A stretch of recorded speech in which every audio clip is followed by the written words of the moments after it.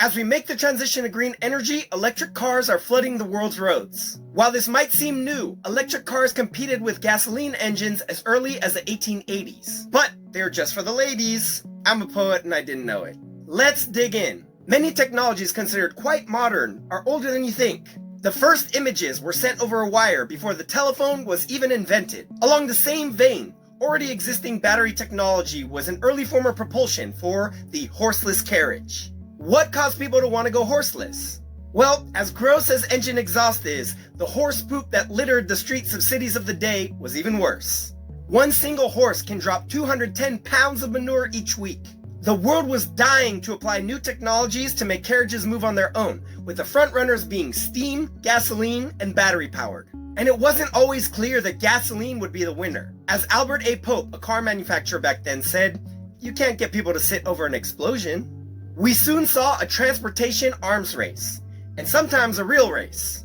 Supporters of cars often held speed races to get publicity and demonstrate the new technology. One of the first races in 1895 Chicago proved to be a watershed moment, even though only one car finished the race. And yes, it was exactly like NASCAR. Plenty of crashes, breakdowns, teenagers throwing snowballs at the drivers, and one driver even lost consciousness due to the cold. After this, horseless carriages were on everyone's mind. Women saw these cars and thought, wow, something that could get me away from the prying eyes of an oppressive society?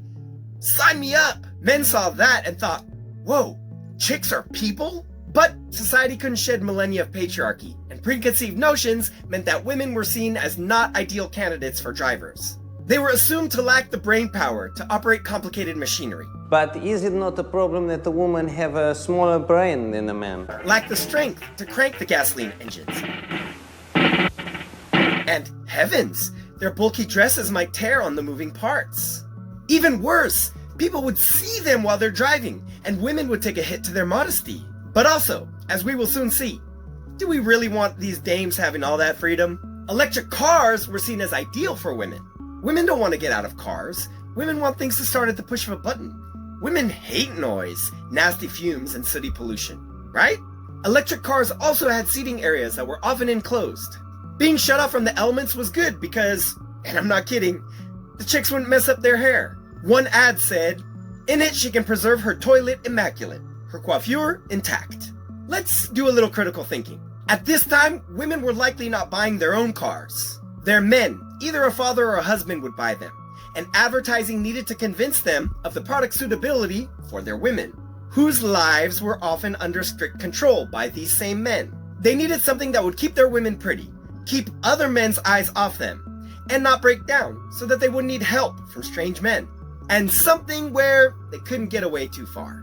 Yes, a main selling point for electric cars, spelled out in no uncertain terms, was limited range. I mean, why do women need to go a long distance anyway? They're only going to pick up the kids and shop for groceries. With the subtext being, if your wife didn't like how you treat her, she could only get about as far as the city limits before you catch her. Of course, being good capitalists, the car companies couldn't edge men entirely out of the electric market. Gasoline cars were seen, like today, as manly, because they're noisy and dirty. They've got the vroom vroom, gents! So, attempts were made to make electric cars macho as well. One ad for an electric, sold by the Detroit company, promoted its vehicle as the new car for him. A brand new, extra low, and rakish Detroit electric model. Our gentleman's underslung roadster. Yeah, underslung, but overhung. You know what I'm talking about.